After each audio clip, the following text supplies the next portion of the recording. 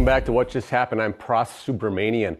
Elon Musk is part and parcel of the Tesla story, taking the company to extraordinary heights, but now distractions with Twitter, demand concerns in China, and strong competitors are sneaking up on the company that once had the run of the place.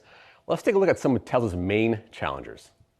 GM, the sleeping giant in the EV world, took its time developing a strategy centered on its Ultium battery platform.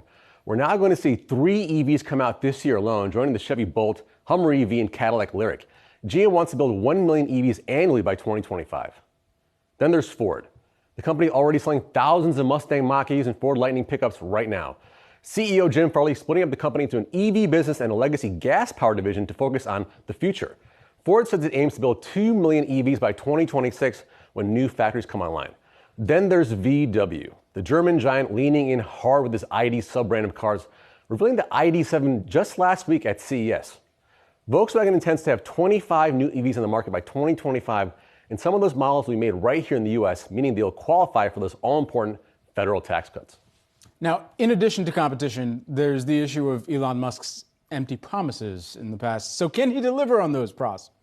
You know, Brad, there's been a lot of vehicles here and kind of brought up in the past, like Cybertruck, right? Cybertruck was debuted in 2019, was supposed to come out in 2021.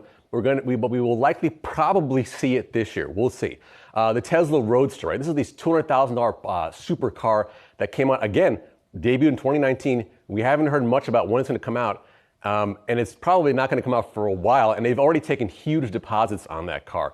And finally, the Gen 3 Robotaxi, the cheap Tesla, the $25,000 Tesla that Elon Musk has talked about, brought it up in 2020, said last year, actually, we're not going to make it. And now we're hearing that we're going to actually see a potential platform or what it might look like at their investor day on March 1st. Again, if we see that, who knows when it'll actually come out in the future.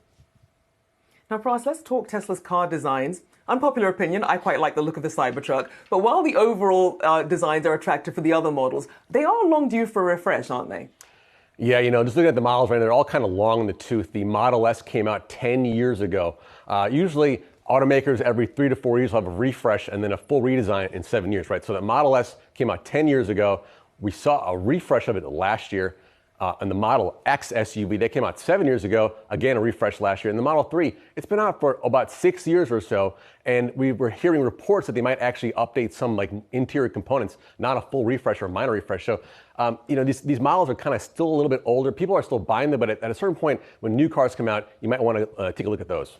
Now, Pras, I'm old enough to remember when you scooped me from outside of our office in one of those luxury competitors out there, in that Mercedes one, but there are plenty other luxury competitors that are popping about.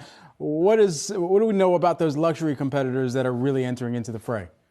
You know, Brad, that's funny. That was a fun day we had with that EQS. But you know, Tesla doesn't break out their U.S. sales, but Automotive News has new data that shows they actually passed BMW this year as the top luxury brand in the U.S. overall, not just EV. So you know, Tesla's in a good, enviable spot there. But like you said, Mercedes with those EQS models. Brad, I actually have the EQB SUV, that small SUV. I'm picking it up later today to test that car. So that's a small EV SUV.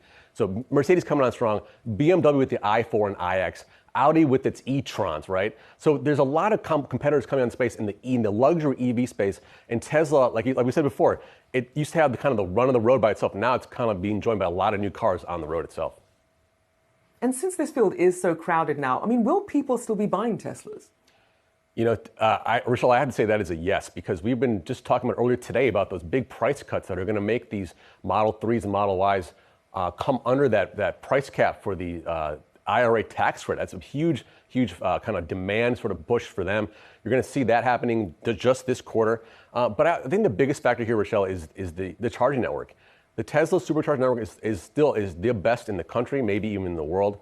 And I've been seeing a lot of reports, people very upset with EVgo, Electrify America, all these other charging networks, things broken, not enough chargers. You see plenty of superchargers everywhere that you go, and they're usually empty, and they're pretty fast. So I think that's a huge factor here, pricing, and then also that charger network. All right, great stuff. Pras Subramanian there reporting for us.